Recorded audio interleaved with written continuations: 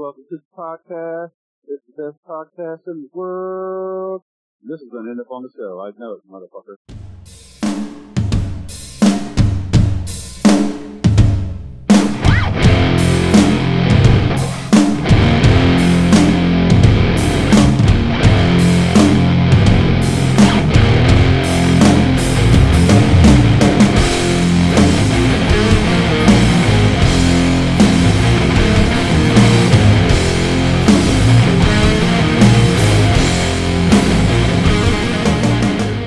What's up, ladies and gentlemen? Welcome to episode 121 of Epitome of Stupidity, your favorite allegedly metal podcast. Last week, we were all extreme metal with Scour, and this week, we're going the other way with some stoner doom sludgy goodness, courtesy of Columbus's own Weed Fucking Demon. The intro song is Willie the Pimp, a Frank Zappa cover, no less. But we'll get back to it and them here shortly. Speaking of Columbus favorites, how about some Sonic Temple? Sonic Temple Art and Music Festival, the pinnacle of rock festivals in America, returns in 2025 with Linkin Park, Korn, 2 nights of Metallica, no repeat weekend, plus Bad Omens, Incubus, Alice in Chains, Rob Zombie, 3 Days Grace, Alice Cooper, I Prevail, Jimmy Eat World, Chevelle, Motionless in White, and so many more. May 8th to the 11th at historic Crew Stadium in Columbus, Ohio. Passes on sale now at sonictemplefestival.com. 4 damn days of good, loud music, plenty of alcohol, I'm sure, and hopefully good weather, because 4 straight days of good weather in Columbus, Ohio is a big ask sometime. Either way, I can't fucking wait. With that done, let's introduce ourselves. If you're new here, welcome in. I'm Clint, and I'll ask the fucking questions here. If you're not new here, you probably know what some of those questions are, but that's part of the fun, right? Thanks for coming back either way, and let's see how today's conversation shakes out. For the new folks, I'll quickly lay out the show here. I'm going to ramble for a few more minutes. We'll talk about Mead, what we've been listening to, some quick Clint notes on the featured band, and then we'll jump into an interview with them. Sounds fun? I hope so. Oh, and not only does it sound fun, but it can look fun too. The show's on the YouTubes now, not even just with a generic screen, but you can see people's faces and their mouths move and all these things. It's great. Very modern of me. I'm very modern. If you're on the YouTube feed, you'll likely also be able to see me do some drinking, which is a smooth segue to order and drink some mead from BrimmingHornMeadery.com. If it's not sold out yet, you should also check out their mead collaboration with one Max Cavalera, that Max. He's about the most metal dude there is. Mead is delicious. These guys have made award-winning mead. That's a combo that's a fucking slam dunk if there ever was one. I'm sure it's great. You should buy some, and at checkout, use code EPITOMEAD. That's EPITOMEAD. You'll get a 10% discount on this sure to be awesomeness. They'll send it to you. You'll drink it. You'll feel fucking in Max Cavalera-ish with mead. I don't know what I'm saying. Either way, do it now, later. Just do it. Currently listening to, man, I got in a loop with some Foxjaw last week. That's PHOXJAW. I ran their whole discography a couple times, the EPs, the albums, and it's good stuff. If you haven't, you should check out the interview with Danny of the band from last year, which was also really good. I made my way into some Down and COC as well. Pepper's riffs on that Down album and just in general are always tasty. There was also no shortage of the good old Weed Demon because, I mean, when you got to listen to Weed Demon, almost like homework. It's like a double bonus whammy. Good stuff. It's all good. It's all coming up. Weed Demon. It's great. But more than anything, last Friday, I got to see the Left Lane Cruiser dudes here in Columbus, and they were just as good as expected, if not better. If they're still on tour when you hear this and they're coming near you, you should fucking go. You should also go because touring with them is a band called the Pentagram String Band. And Merry Christmas. They are fucking good. They're considered satanic bluegrass. So I'll let you chew on that for a second. It's just as fucking glorious as it sounds. They were so great. I've listened to their Blood album about 100 times since then. I think to find them on the streaming sites, you've got to look up Johnny Lawhorn and the Pentagram String Band. But either way, you should find them and check them out. Get back to me. Let me know what you think. From there, let's do some quick Clint notes on the old Weed Demon. Their brand of stoner sludgy doominess has been around since 2014 with a couple previous stops on this here show even. Their lasted album, The Doom Scroll, was released January 30th of 2025, and like every previous release, it moves the band forward in a fucking riff-tastic way. This makes their third full-length album, along with an EP and some singles. Let's maybe talk with Jordan and Andy of the band and find out some more things about Weed Demon and the Doom Scroll. Columbus phone sounds. Go. Beep, beep, beep, beep, beep. Ring. And the answer. On the line with me today is Jordan and Andy of the Weed Demon. Fellas, how are you today? Laser sounds. Great, man.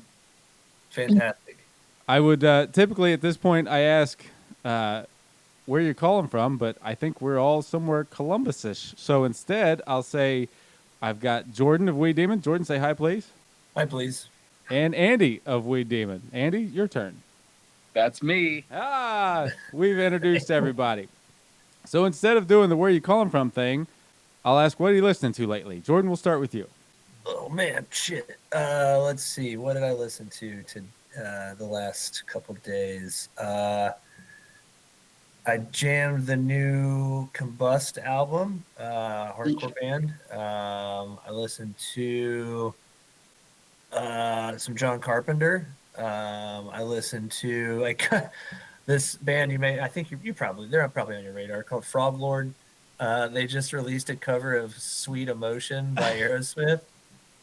I'm not terribly aware of them, but somehow or another they did pop up on my social media this morning, and I thought, Frog Lord, okay. Yeah, they have a cover of Sweet Emotion they just put out. It's not bad. It can't be worse than the fucking original. Yeah, it is. It's definitely. It's imagine if someone was singing Sweet Emotion, but they were a frog, a frog on weed. You know what? Why fucking not? Right. And then I guess on the heavier side, let's see. I listened to the old Bleeding Through album today at the gym. This Is Love, This Is Murderous. And then let's see. There's one other. What's the last death metal album I checked out? I found a new band from Columbus that I hadn't heard of called Anatomize. They're fucking rad.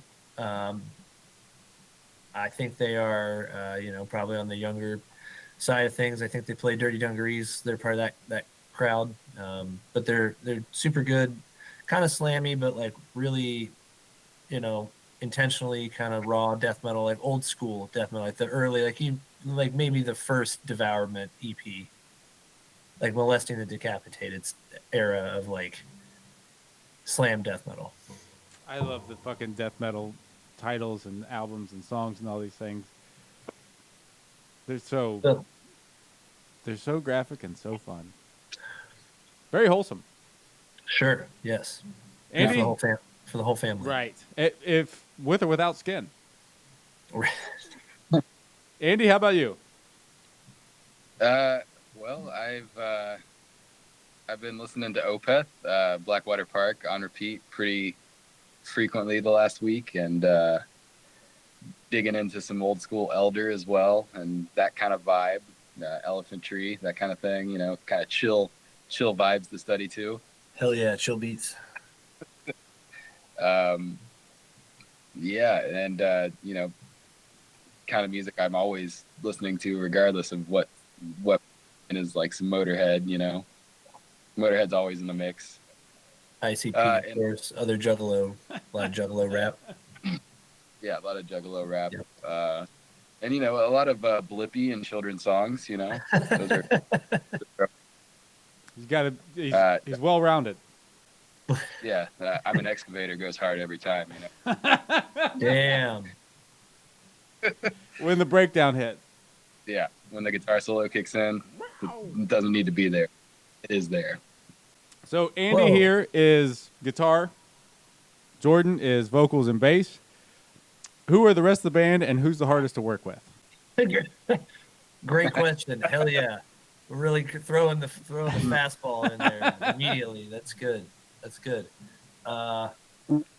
We also have Brian and Nick. Brian is second guitar and does some backup vocals, and Nick is our house drummer. And we've got. He also composed the synth track on our new album. So I guess you could add, he is also our resident synth player as well. Hardest to work with, probably me. I'll go ahead and just take that. I'll take that one. I'll go ahead and own that title. It's fine. You're not allowed to say anything other than yourself when you're asked that question. So I think I'm probably the Couple of selfless weed demoners here. That's right. Yep. Well, I'm probably the most high maintenance as far as like, expecting people to be on time and like, booking shows and stuff for us to do. So most everybody goes with the flow pretty well. I'm usually the only one that's really well. Yeah, for sure. Yeah, it's kind of tough. We're not really a high maintenance band. We all get along really well. After a decade, almost a decade together, we've got a pretty good dynamic, and there's not a lot of complaints in the Weed Demon camp as far as like anyone being, difficult to work with. Well, speaking of the decade thing there, I'll pick up and run with that. If I've got my math right, and God knows I've gotten math wrong before, I believe it's been 5 years between albums. Andy, I think you do most of the writing. We'll throw this one to you. What gives? It's not so much it took a long time to write music as it took a long time to record the music. For example, we'll just throw this out there. This is the thing I've been saying a lot, is we started recording Doom Scroll before my kid was born, and my kid is over 3 now. 2.5 years of recording time, recording and releasing time, and all that.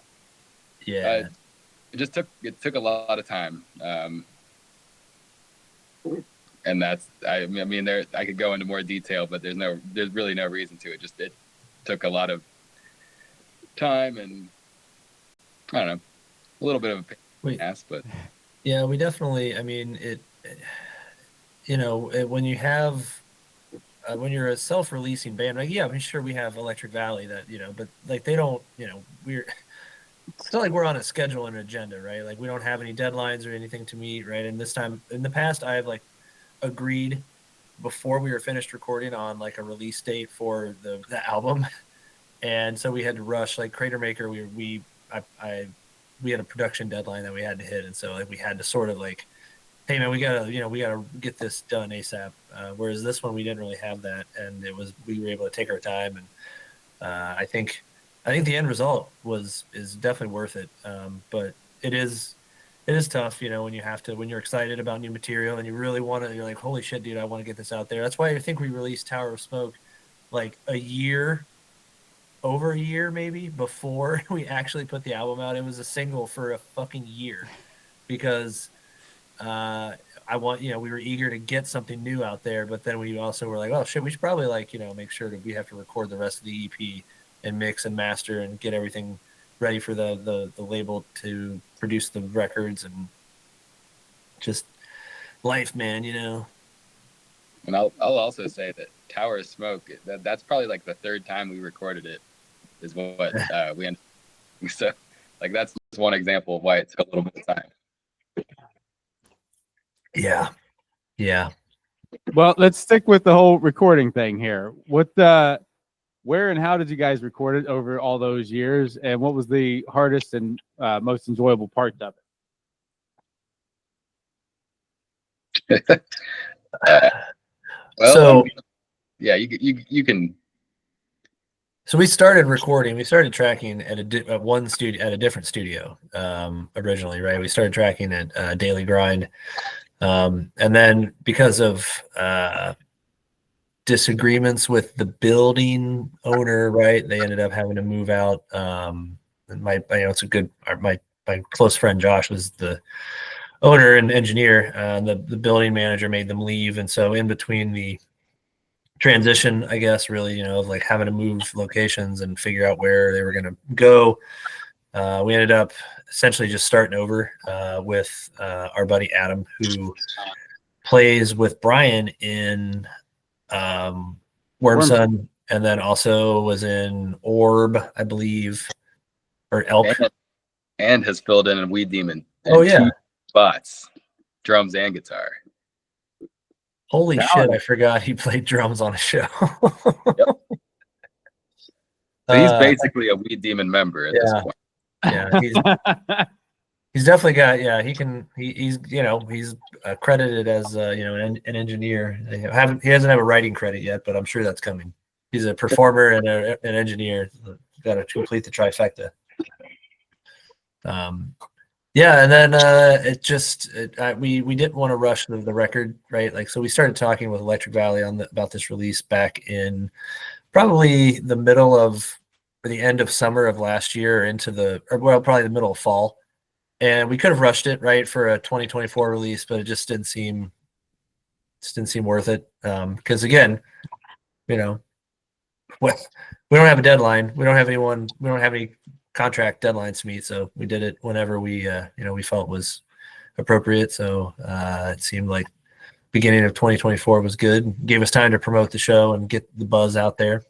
I've got more. I want to talk about the show in particular here a little bit later, but we'll kind of pen in that one for now. What is a Doom Scroll, and why is it the name of the album? We'll stick with you there on this one, Jordan.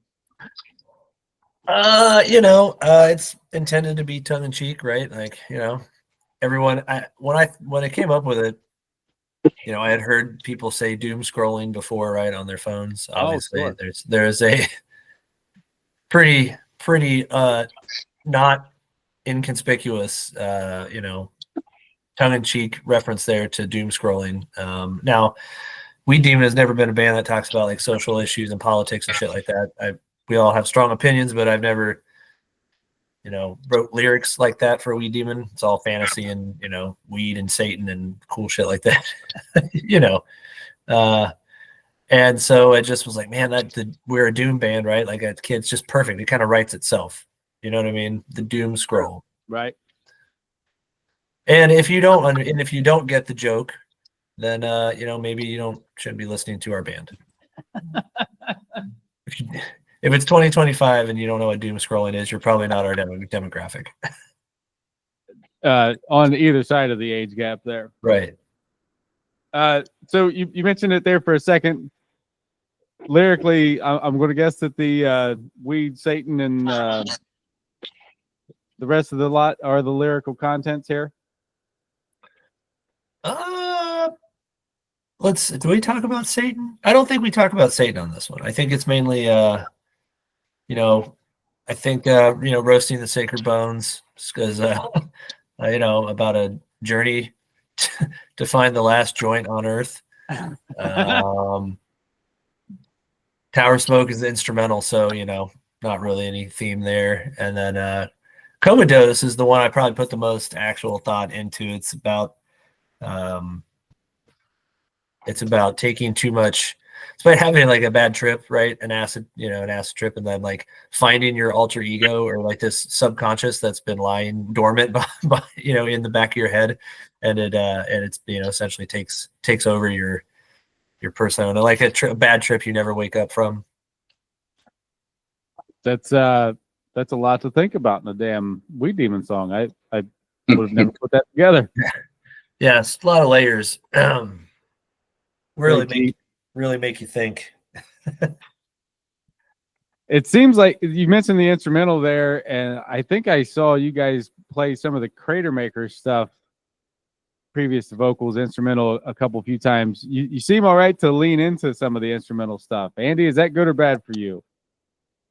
It's fine. A lot of times we play these songs so much before any vocals are written or practiced that like you just get used to when we like say for example Comatose, when we started playing that with vocals, it was like, what the fuck is going on?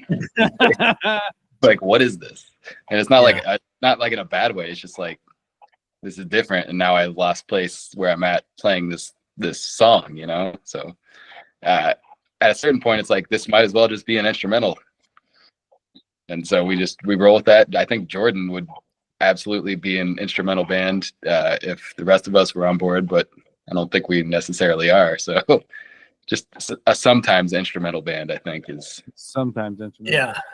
Yeah. I've always said that Bong Ripper is my favorite band in this whole genre, like of stoner doom metal. Like always had a soft spot for him, and so I like I like doing vocals. It's just sometimes you just want to kind of get lost in the riff and not have to worry about doing vocals, and you just can play like everybody else. But I've never gotten to do that. I've been a vocalist in every band I've ever been in.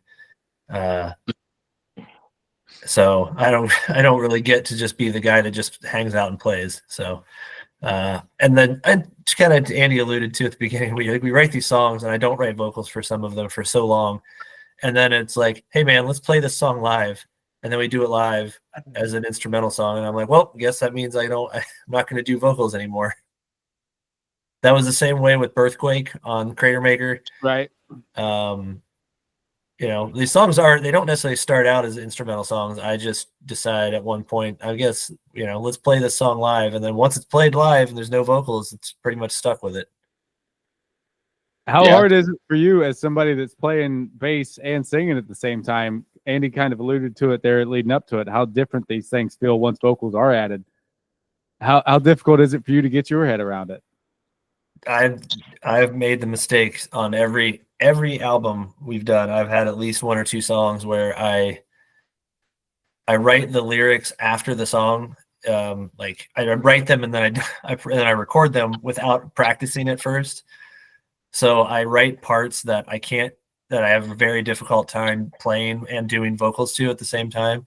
So I have to really teach myself after the fact. And I've tried to learn over time to be like, okay, you have to make sure that you can do this vocal pattern with the riff that you're playing.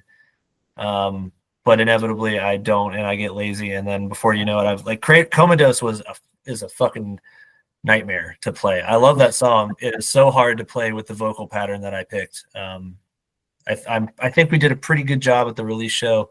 I think we pulled it off, but I definitely did not make it easy on myself. Don't know why. Yeah, I mean, probably because I end up getting stoned and then I'll just get lazy and then I don't know, man. It's like an ADHD thing, I think. Whatever ends up working out, right? Sure. For whatever side of the scale it ends up working out on. Right. So this is the shortest full length yet. Was that intentional? And if so, I bet there were some tough kind of cutting floor decisions made there. Do you bet that? I do. I bet that empty beer over there. Okay. Does that mean you want to take this one to start with there, Jordan? I don't. Well, no. Like this was supposed to be an EP. It was supposed to be a 3 or 4 song EP, and to us, even an EP is like 25 minutes, right? Like, it's long songs, and our label in Electric Valley said, hey, we want to do this as a full length. Can you find another 10 minutes of material, basically, or maybe a little more than that? So that's why you have the end track, the Dead Planet Blues. Andy wrote that, I think, probably what during one of Gus's nap times. Yeah, I think it was ended up being 1.5 nap times right here in the exact chair I'm sitting in. Yeah, I wrote and recorded it, and that was the missing amount of time on top of Nick's synth thing.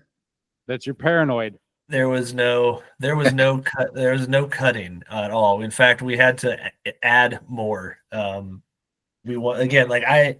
am, sometimes less is more, right? I think we've learned that this album has a lot of diversity in it and a lot of weird different things, but it doesn't get stale, right? I feel like some of our older stuff, like Astrological Passages, I love that album, but it's a lot. It's so much that we had to cut a song from the album version, from the vinyl. Right. It was so much material, and it doesn't necessarily mean that it's better.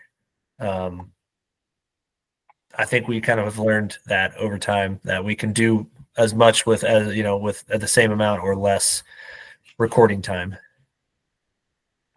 Okay. Jordan, I think you do some kind of different vocals here than you've ever done previously, right? Yes. Well, maybe. Which I feel like we're bordering into singing on some parts. Or not necessarily some parts, but the yeah. one part. Well, part of that is the beginning of Commodose is our friend Shy Kennedy from Whorehound and Funerals. She did the ethereal female vocals. But I did match her on a couple parts that I did try my best to, I guess, sing or at least harmonize with her. I realized I can harmonize. I can't sing outright. Like if you ask me to just sing over a track without other vocals laid down, I can't do it. I can harmonize. It ends up working.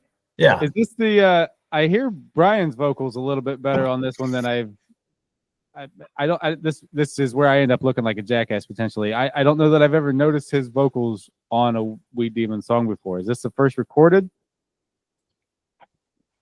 This one does not have any vocals from Brian, actually. I'm doing well here. You're knocking it out of the park. He was on Astrological and Crater Maker in a few parts. I think I did, other than Shy doing the vocals on Commodose, I did all of the vocals this time. I would have bet my ass on a certain section of him singing. No. I asked him to learn some of the parts live, but we just didn't even. I don't know why it escaped us this time. Didn't even think about it. Normally, I ask anyone else in the band. I say, "Hey, would anyone like to do vocals?" And I get mixed reactions. Usually, guys are willing to, but then I have to decide like where they're going to do the part and then how to do it. And so sometimes it's just easier to just do it all myself. But I'm always open to like letting anybody else do vocals if they want to. You guys have some fun covers along the way, not just the Zappa song that we're using today, but there's the Motorhead one as well. Who are some other influences that work through your writing process there, Andy? Well, Black Sabbath, definitely. They were like one of the bands I ever remember listening to. So I've never heard of them before. Are they? Yeah. They're a bunch of nobodies, but yeah, definitely. A lot more of my influence comes from like Black Sabbath and like 70s rock and like old blues than like Sleep's an influence, but like they weren't as much as an influence on how I play music as like some of the old rock and blues kind of stuff. But with that being said, I still like will hear an I Hate God riff or something and be like, hell yeah, let me try to rip that off, There's some blues in that, and I Hate God. I'm sure somewhere in the Jimmy Bauer probably listens to Delta blues. Yeah, and I'm sure like a lot of those do have that same sort of influence. So it's like, we're all getting it from place basically. Right. All back to the same blues stuff that Zeppelin and Sabbath to whatever degree we're ripping off to start with. Yep. Who decides these covers? I know on my end, trying to work out a cover is like pulling fucking teeth. And it may just be because of the people that I'm around. But are these deciding who to what cover to do? Is it as much a pain in the ass on you guys' end? Well, usually it's just whatever. Andy decides that one day he's like, "Hey, I learned this song. You guys want to cover it?" Or I think you were just on a Zappa kick for a while. Yeah. Like we've been listening to like Zappa in the van. And I think that's probably where it came from, right? Is you just been listening to them a bunch lately? When obviously Motorhead, I mean, that kind of goes without saying, but yeah, I mean, like a lot of times, it'll normally be Jordan who'll be like, all right, we need to figure out our next cover song. And like, we all kind of throw out ideas, but then it's like, I end up learning one of those ideas and it's like, all right, I learned this song. Yeah. All it takes being the first person to learn it and taking it to band practice, and then like you're right there in the pocket. Yeah, it's a surprisingly uncomplicated process for us. It's just whatever Andy decides to learn. Speaking of Andy, I think it's time for us to do a new cover. I don't ever like bring a cover idea without like having an idea of what vibe everyone else has. Like we'll talk about it one day, and there'll be like 3 or 4 ideas thrown out or vibes or whatever, and then like that's when I'll learn something and be like, all right, we could do this. I know how to play it. I could teach you guys. And it just normally works out that way. Sometimes not everyone's stoked to play a cover all the time, the same cover over and over again, but yeah, I wonder who that is. Well, I mean, even me, like I get bored playing the Frank Zappa song, and I love Zappa. That wasn't like the original Zappa cover I wanted to do, but it's the one we're doing. So plus, we don't have the ability to play like some of his crazier stuff. So yeah, really the Pimp's probably. I've been advocating for Stranglehold by Ted Nugent for like the last 8 years. So one of these days, maybe. Knowing some of the talking points in between songs at the shows, I would love to see that happen, because I think without knowing why it happened, Ted Nugent would just explode.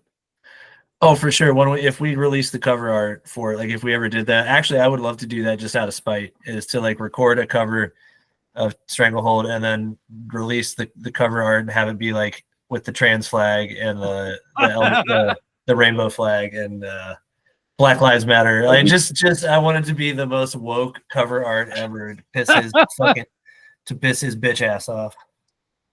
A pot leaf of dildos. My buddy texted me the other in a separate group chat I'm with a couple guys that used to play in Empire Rats and Northern Widows and Maranatha, and my one buddy was like, "Hey man, do you ever?" He said his friend who's down in Florida, who's Hispanic, he was like talking to him. He's like, "Man, some of the best riffs are fucking racist," and I was like. And it did sort of dawn on me, man, there are so many fucking racist ass bands over the years that have really good riffs. Like, and whether you want to loop Pantera into that and Leonard Skinner and just so many like good Southern, even though Ted Nugent's from Detroit, like, but still, there's a lot of racists write really good riffs, and it fucking sucks because you're like, man, I really love this song. And then you find out the person's an ideological douchebag, and you hate, and you're like, I still like Stranglehold. I still like Domination, and I fucking love Pantera. But you're also like, God damn it, man, why?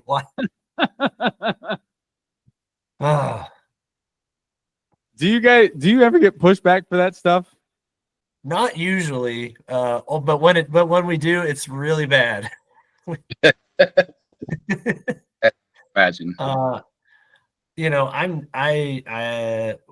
We deem it all aligns politically and socially, and we all believe the same things about common decency and rights and humanity for all peoples, and I'm never gonna be. I don't. I'll always say what I believe, right? And the small platform that I have to be able to vocalize how I feel about injustice and standing up for minority groups and disenfranchised peoples and looking out for your fellow citizen, no matter their ethnic background, their sexual orientation, their who they want to love. But every so often it does piss somebody off that we're vocal. I think one time I said, if you voted for Donald Trump, we don't want you as a fan. I still kind of stand by that. People can change. People can realize the error in their way. But if you're still a Trump supporter at this point, I don't, eat shit. Like, don't listen to my band. Sorry. Yeah, I don't kind of stand by that. I fully stand by that. Like, right. Yeah. So, anyways, yes, we did stir the pot with one guy who really does not particularly like us, and he trolls us on the internet, and it's, whatever. It is what it is. Grow the fuck up, get over it. Like, if you don't like it, find another band. There's plenty of Aaron Lewis, Trapped, Godsmack. There's plenty of bands out there. Ted Nugent. Real snowflake behavior, really. Yeah. real big snowflake energy. Big snowflake energy. Big sensitive white man on the internet energy. No shortage of those guys. No. On the funner things, it's kind of been alluded to here a couple times. The album release show here in town at Ace of Cups. What a great fucking night that was. And I believe, if the internet is to be believed, a pretty great weekend for you guys in general, including the PA show. Yeah. Talk me through that. Andy, we haven't heard enough from you here recently. Hell, you got time on stage by yourself that night, if I remember. Yeah, which is still kind of weird to me. It's really strange to play to a backing track and only to a backing track. It's not until after I did we did those 2 nights that I was like, oh, I figured out how I can make that sound a little better, but I'll probably never do that again. And it's like, oh, I know how to do that now. I'm like, well, shit. But yeah, this definitely the Ace of Cups show was like, had to have been like our best show ever, or if not the best, definitely the top 3. But I think it was probably the best. It's not often that we get to like be the headliner at Ace of Cups, like it's not the biggest place in the world, but normally when we're there, it's like we're opening for Bong Ripper or Bongzilla or some other bong band. Other bong band. Ever. So it was definitely cool to see that like we got a turnout, because like in the weeks, but it was kind of like a stressor to be like, shit, like we're the headliners. Are we gonna have a draw? Like, so it was definitely a sick night, and definitely like something I'll never forget. So it was sick. Sick set. It was such a sick set. Walking in the door, Jordan was essentially the first person I saw, and the first thing I said to him was, I've been driving around for 6 fucking minutes trying to find parking. This is bullshit. Yeah. Which is equal parts complaint and a fucking compliment. That was awesome. Yeah. Thanks, man. It was we felt pretty, jazzed. We were like, could not have asked for a better turnout from Columbus. And it's, felt very supported by our friends and peers, and we've been around, been doing this for a long time, and it feels good to know that we've managed to make an impression in Columbus, and for 4 guys that are just do this as a that's obviously not our full-time fucking gig or musicians. It is nice to know that we can draw enough support from the scene to come out and make it a good night. And obviously having so many friends there and other bands that we admire and like to play with, it was just a big bud fest. There was even a fucking legit pit at one point. I know, a weed demon pit. Isn't that some shit? That was nuts. Don't tell Comfest. For insurance purposes. Right. So you mentioned you've been doing this for a while now. How do you guys get ready for shows like that? Andy, we'll kick that one back to you. Well, you don't want to know about my pre-show routine, but it normally involves several to tens of beers. Cocaine and rhinestones. Yeah, cocaine and rhinestones. I don't know. I just, getting ready for something like the Ace of Cups show, we spent a lot of time, practicing how we're going to transition from song to song, and getting all the like and stuff ready. And that was definitely a bigger production than just like, hey, we're playing Spacebar next weekend. make sure you have your guitar, like Yeah. difference between getting ready to play your whole album and trying to get every single sound clip that even if you can't like play it on the spot, like it's going to play, and having that all check out on the sound and all that. Whereas like your average, you're the third of 4 bands local show is just like show up and play, have some beers, whatever. It was, it took a little more work, but it was sweet. You're saying you're putting down a handful of beers before you go on? Oh yeah. Oh yeah. What do you mean? I am terrified of it. Not because I think I'll play worse, but because I'm afraid I'll have to piss. I typically won't have my first beer until we're getting going because I don't know, maybe I've got the bladder of a squirrel, but either way, I'm scared of having to piss while I'm up there. Because if I'm thinking about that, there's no way I'm thinking about anything else. I just can't thinking about peeing. I gotta fucking pee. I gotta pee. I don't have to pee right now, but what if I do? What if I have to pee? But what if I have to pee? Hey, bro, I pee all the time. Big pee guy. Yeah, go pee right before you get on stage. That's how you handle.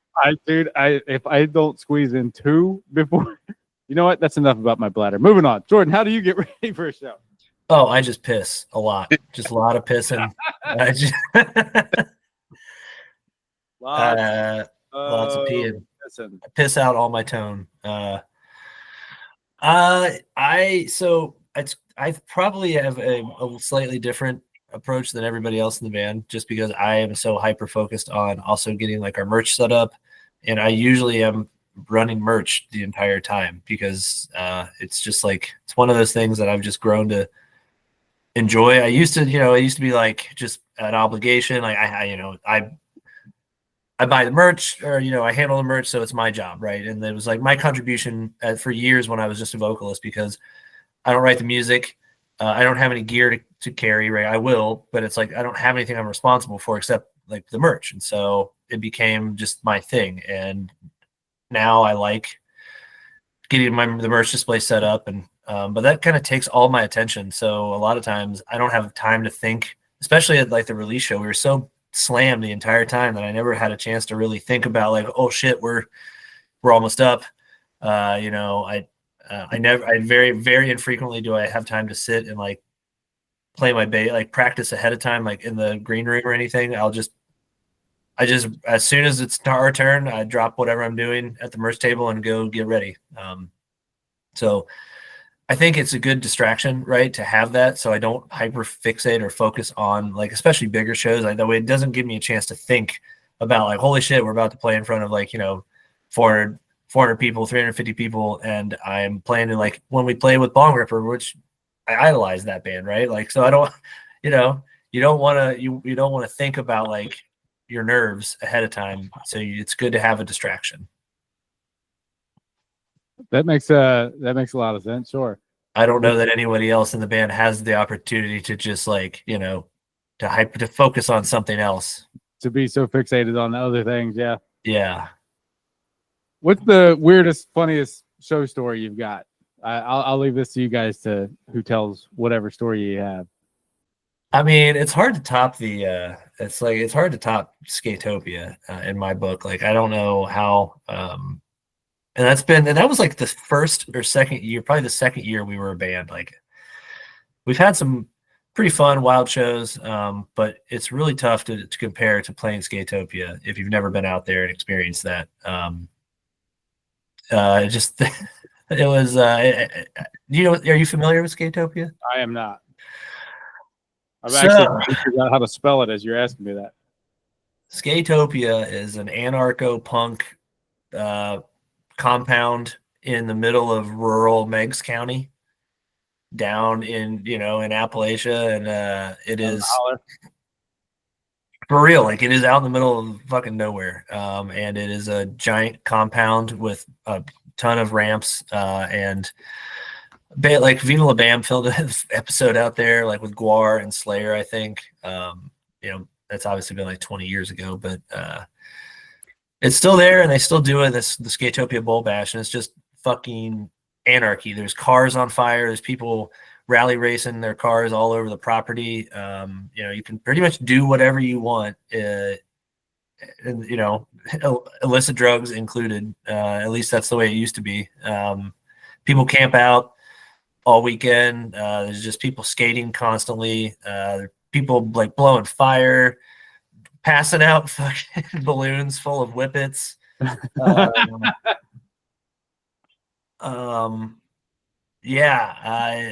was actually the one. I think the first time we met our Big Nick, our current drummer, was the first time we met him. I think was out at Skatopia. Maybe he was playing with another band at the time, but we had to bum rush the stage because it was like midnight already, and there were still bands all night, and they're like, you if you don't get on now, you probably won't play till like 4:00 in the morning. So our drummer at the time was like, grab your shit, let's just fucking go and strong arm these dudes and get on stage. And so we just ran up there and started setting our shit up, and like, it's like, I hate to be a dick, but also like, go ahead and say something. Like, what are you gonna do? Like, there is no schedule. There's no one steering the ship, right? It's like the train's rolling and it's just a giant party. And whenever you play, you play. That sounds like a fucking nightmare. Yeah. Kind of. Andy has a different opinion of Skatopia. Andy, let's hear your end. Well, I got pulled over and drug searched right outside of Skatopia, so it was not the happiest memory. Yeah, I was not. He was the only band member of Weed Demon who didn't have drugs. Well, looking back on it, like, I should have just chilled out and had a better time, but I had spent all day moving, and like that happened, and I was just like, fuck this. But me of now would have just had like a fucking blast, I think, regardless. So had you even gone to Muddy Roots yet? Huh? Had you started going to Muddy Roots yet when we played Skatopia? Yeah, a couple times. Yeah, because that's obviously same vibes. Yeah, but I don't know, like playing Comfest was sick. That's pretty dope. I would agree.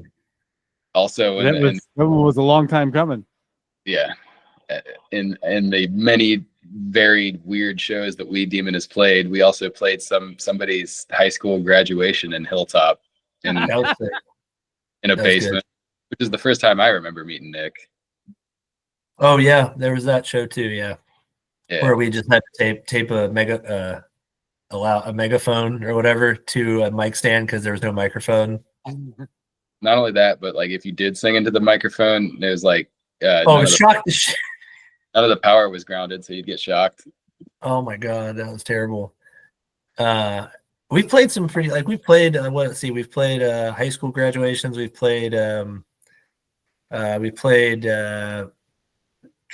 park. Was that a trailer park, Andy? When we played in Chillicothe? Was it like some sort of trailer park field in Chillicothe? Yeah. Record stores. I usually am a big proponent of playing weird shows. Like if I get a show offer and someone's like, "Hey man, we're playing it like an abandoned Dairy Queen and like rural, Grove City," I'd be like, "Yeah, we'll play 100%." I love playing weird shit. We actually are playing. It's not announced. I think it's getting announced this week. We're playing on 420 at Ace Cups for the opening of Black and Coffee. It's like a matinee show on Easter during the day, like at like noon or 1:00 in the afternoon. Fuck yeah. Yeah. So it's, we'll play your bar mitzvahs. We'll play your graduation parties, whatever. Play across the street from the crack house that's on the bus route. Yeah. We did that. Have done that. Was that when we played JT's? That was Atlanta. Oh. There's a house on the bus route, but also like people were like, "That's a crack house." Like people that also a crack house. Yeah.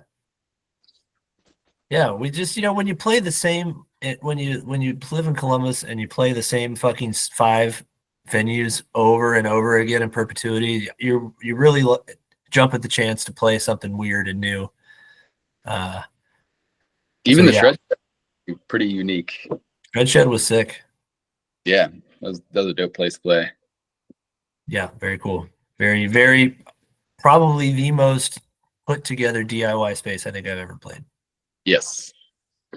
Hard to even call it I mean, it is a DIY space, but it's so well run and nice, and it's just a really cool place.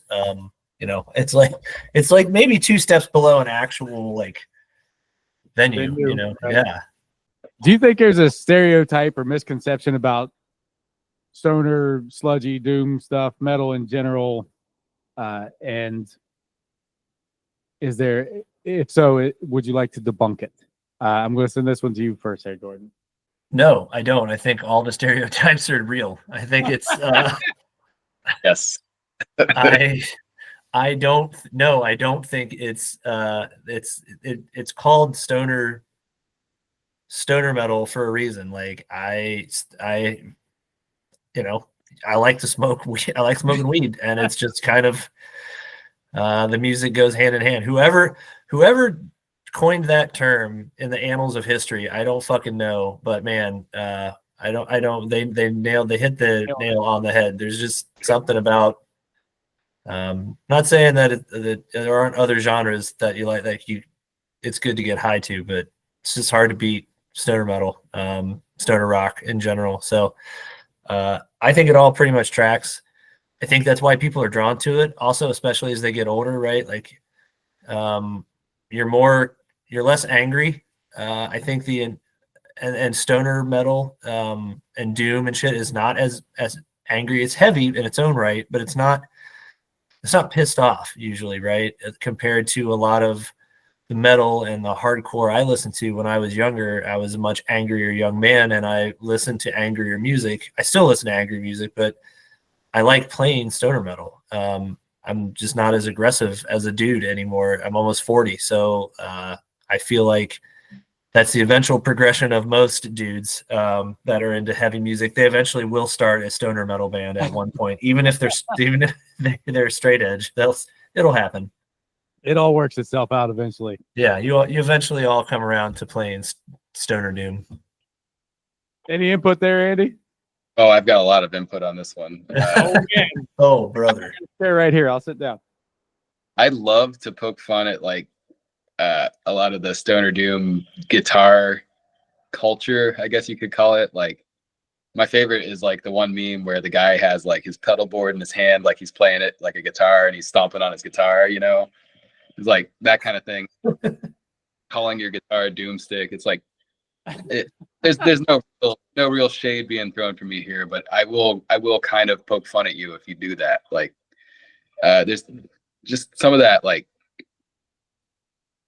I'll use somebody as an example, which I don't like to do normally, but I will say this, and I watch all of this guy's videos, but the like does it doom guy, it's like is the epitome of like, here's doom guitar culture and here's another fuzz pedal playthrough, and it's like, at what point are we like he does great videos, but at what point are we becoming self-aware? Like, like there's such thing as like, all right, you don't need to call your guitar doomstick, and you don't have 50 fuzz pedals. Like, at some point you got to turn off your gear acquisition syndrome and just play guitar, and a lot of guys. Yeah, I know. I'm gonna get a lot of fucking hate for that. Call me the Ted Nugent of stoner doom or whatever, but just play your guitar. No, I like. Did you just coin a term? Is that a thing? What? Gear acquisition syndrome? Oh, I did not coin that. Gas. That's a thing. Gas, damn. Gear acquisition syndrome. I've never heard. Man, I guess also that shows how much I give a shit about gear. I don't fucking know. No, yeah. I've definitely had gas before, and you can read into that however you want to, because it's right. Well, like, a lot of dudes in the stoner doom community, it's like 900 pedals. They'll almost look down on you if you're not using like a several $1,000 amp or whatever. And right now I'm running a PV Windsor that I got for $300, so I think it sounds just as good, if not better, than if I spent $5,000 on a Sun Model T and like had the biggest pedal board on earth that I can't even use all the pedals right, you know, if I have too many. So it's like too much choice is a bad thing. But like at the same time, like part of me is like, it's cool, like all that gear. But at the same time, it's like you kind of poke fun at that. Like that's kind of silly. Like Matt Pike, you don't really need that. Like, I mean, he does, but like no one else does. Yeah, granted, I'm playing bass, but essentially I agree. There's at one point in time I was trying to use a bunch of things and I had to look at the wall because there was nobody else in the room with me and say, you don't even know how to use this shit, let alone need it. Let's not do this. You don't even. Hey man, I'm don't feel too bad. I'm kind of there with you. I have a fuzz pedal that I use periodically. I have an overdrive that I use all the time, and occasionally like a delay, but not. I mean, really, I am the least gear centric bass player that I know. I just, you know what I mean? Like, I don't. It's different also when you have a band with 2 guitar players. I don't need, because the crunch is already taken care of, right? Like there's between Andy and Brian. If I'm not covering more of the low end, then it's just going to kind of get lost in the mix and just going to be another fucking muddy sound, right? So I think it's important, especially when you have 2 guitar players, to let the bass kind of do its thing and speak for itself. And you don't need as much distortion because you've already got it coming from both sides of the stage. Right. This is either going to be a tough or insanely stupid question. What would Weed Demon sound like without weed? Well, Andy, you take it. Yeah, I would say we would sound exactly the same. You interpret that however you want, but if this is a math problem, can you show your work? Yeah. Well, you know, there has been times when like there was very little weed smoked in Weed Demon, and no need for details. Like I don't get high when I write any of our. Speak for yourself, brother. I am speaking for myself, and I'm speaking for other people too. There has been times where there was very little weed smoked in the band, and we still sounded like Weed Demon. So I don't think it needs to be there, but it's pretty cool. It's pretty cool, man. Pretty cool. Yeah, we are.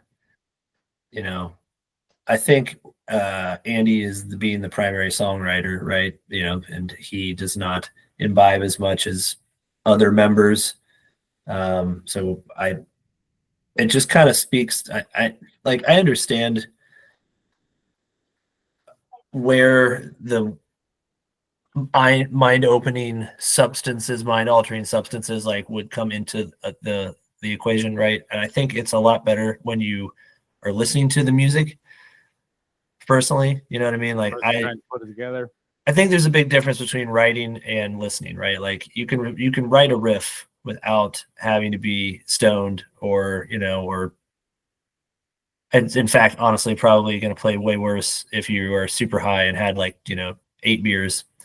I know it feels better and you're going to really probably enjoy doing it more, but you know, I think there is something to be said about just being able to write riffs. And that's one thing that Andy's has always excelled at, is being able to, you know, just write riffs without naturally occurring riffs. He's a natural riffer. Yeah, the more accurate band name might have been Beer Demon, but Beer Demon, patent pending. Doesn't have quite the same ring, you know. It actually does. It actually has a pretty good ring. Yeah. They both have 2 E's in the middle. This is a whole new band getting ready to start here. Beer Demon. Speaking of the band, what are the long-term goals for it, Jordan? Continue to have the same. I at least I hope the same mindset and the same motto that we've always tried to carry, which is to do as much as we can with what we have, and that is, or like within the parameters that we set for ourselves, right? Which is the fact that we are all, you know, grown-ass men with jobs and families and careers, and just like we have other, you know what I mean? Like Weed Demon is meant to be a supplement to our life, right? Like it's meant to make our lives better and not be stressful and a pain in the ass. And so as long as we can continue to do that, write music, play shows with people that we like being around, and doing this thing that we all genuinely enjoy without it becoming in any way, a forced or something that we associate. I don't ever want to think back or think like associate negative connotations or feelings with Weed Demon. Like it's never been that way. It's never been felt contentious for me for the entire time we've done this. It's always just felt like something that I make time for and I make space for it in my life. But I also don't. It's not my only thing in my life, right? It is meant to just complement the rest of my life. So I would hope, and I think pretty much the consensus is that we will continue to do exactly what we're doing right now. And if we can make it to a show that's within, I don't know, within 5 or 6 hours, we'll probably play it. But other than that, we'll do a couple weekenders, long weekends when we can. But just probably going to continue to keep on doing what we've been doing. Keep on keeping on, brother. Yeah, I'm not. If we get a big chart topping hit, we'll talk about it. But I don't think there's any time soon we're going to get a number one single playing stoner sludge. Or if we can connect the dot from earlier, if some bazillionaire wants to. That's it. You're right. That is actually the loophole. If any sugar daddies, if any billionaires or millionaires want to come and support Weed Demon, we will absolutely sell out as soon as possible. 100%. Oh, sure. Weed Demon is a brand. We are for sale. 100%. Ready whenever you are. As long as it's not really pretty much anyone but Elon Musk. I'll take any other billionaire. There it is. Just wanted to make sure we close that loop. Andy, anything to add on that one? I mean, we're all in more than one band in Weed Demon, so like, we all have other bands to think of. Some of us have, kid or kids that they're working on. So we all have a lot of things going on, and it's great to be able to do some of the cool things that Weed Demon does without it being like, something that somebody's pressuring you to do. It's always usually something we all want to do. So it's just nice. It's fun. Sometimes being in a band's not fun, but being in Weed Demon is fun. So that's right. Did you hear that, kids? Weed is fun. Demon. Being on Weed Demon is fun. Yeah. Noted. That's a very educational line here. I've made sure to write it down.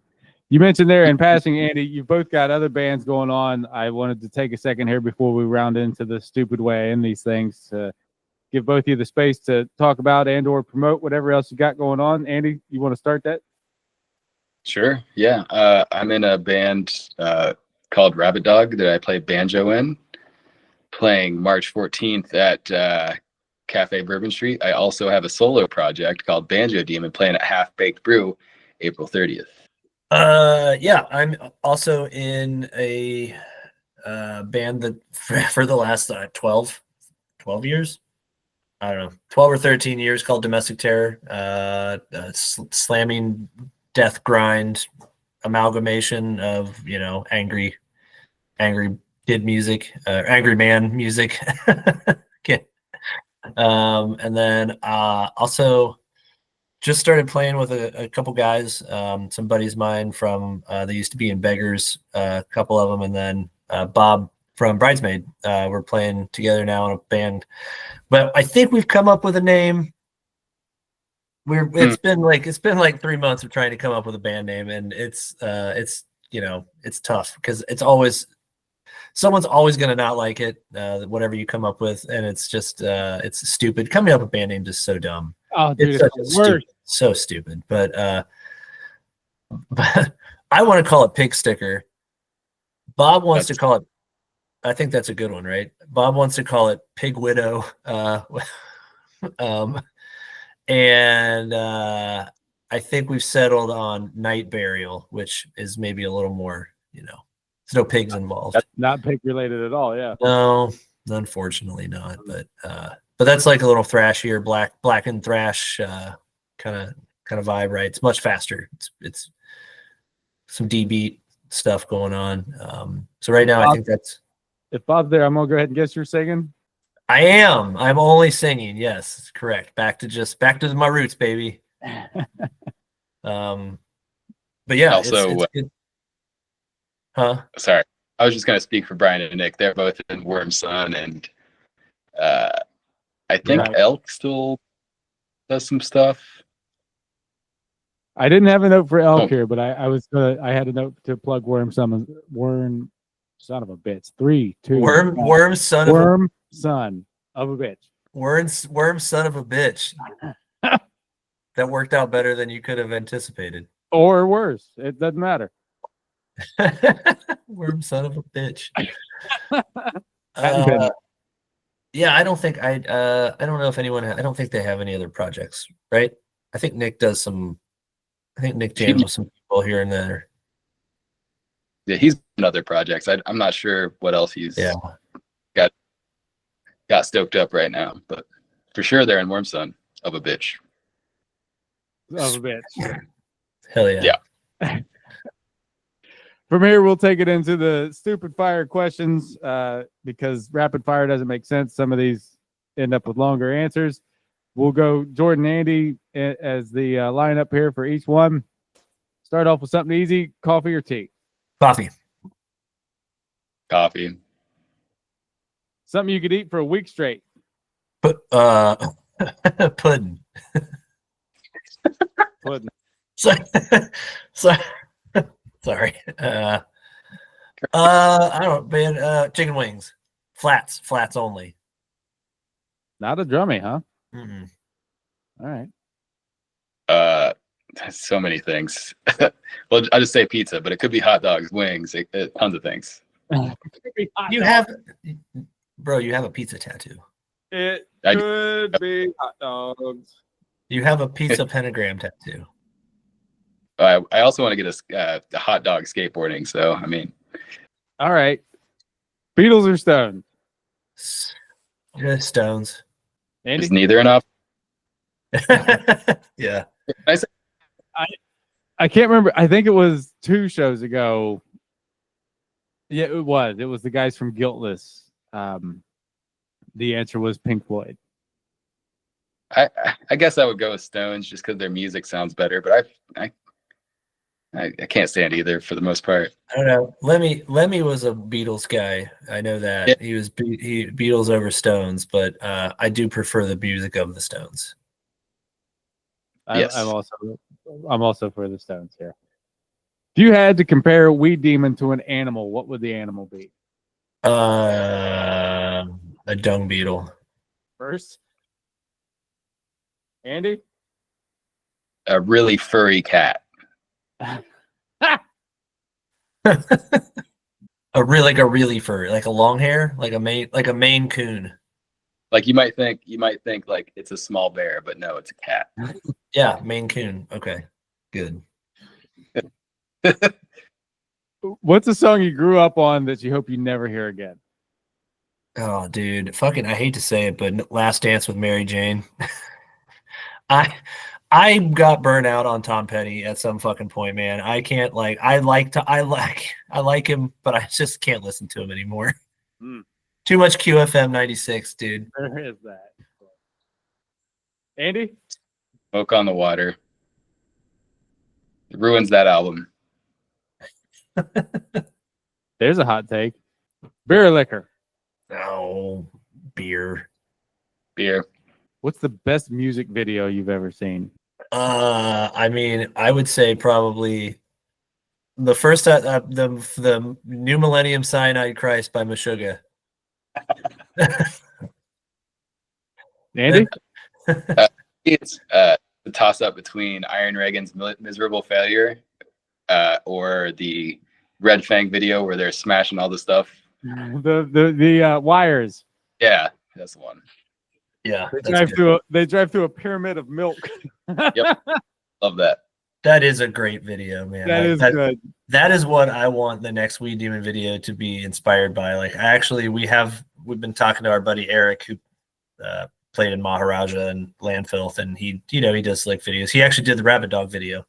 But we're talking to him about the new Weed Demon video, and I spent specifically, I was like, I want something that's like Red Fang style, of just something fucking out there and fun. Like, yeah, just get weird with it, man. All right, not format specific here. What's the first album you ever bought with your own money? Shit. I think it was 311, the Blue album, or it was either that, or it may have been Gangster's Paradise by Coolio on cassette. Word, yo. Word to your mother. Andy? Bill and Ted's Bogus Journey soundtrack. Great. Go-to karaoke song. Killed by Death. Motorhead. My wife and I do a duet of System of a Down. Chop Suey. Which part does she sing? Whatever she can remember and keep up with. Wake up! Wake up! I used to always do Howlin' at the Moon by Hank Williams. Okay. The last one here, I'm sure you've answered this before, Jordan, but I can't remember your answer, so we'll do it again. Sausage links or patties? I'm a link boy. He had me a sausage. Had me a sausage. He had me. That's the Germano-Polish part of my existence. Since you had me there. Oh, all right, man. We just went up to the Cleveland West Side Market in Cleveland, and I got some good old hot kielbasa. Dude, so good. Some good old hot kielbasa. Fresh hot kielbasa. Okay, so the last question here, again, is something that I think you've been asked before, Jordan, so I'm going to double up on you. And that doesn't sound weird at all after all the sausage talk, but whatever. Please, double. This is a completely original question. Nobody's ever thought of it before. We'll do this backwards here with Andy first. Andy, you get sent to an album. I'm through all my beers in case it's not clear. Andy, you get sent to an island by yourself for the rest of your life. You get to take one album with you. What album are you taking? Blood Mountain by Mastodon. No question. You are a piece of shit. I'm picking you off of this. No question.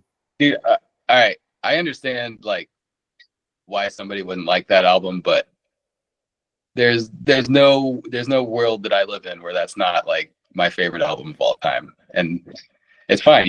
Nobody else has to like it. It's totally nobody else like it. It's not awful, but I want to be awful. It all sounds so damn try hard to me.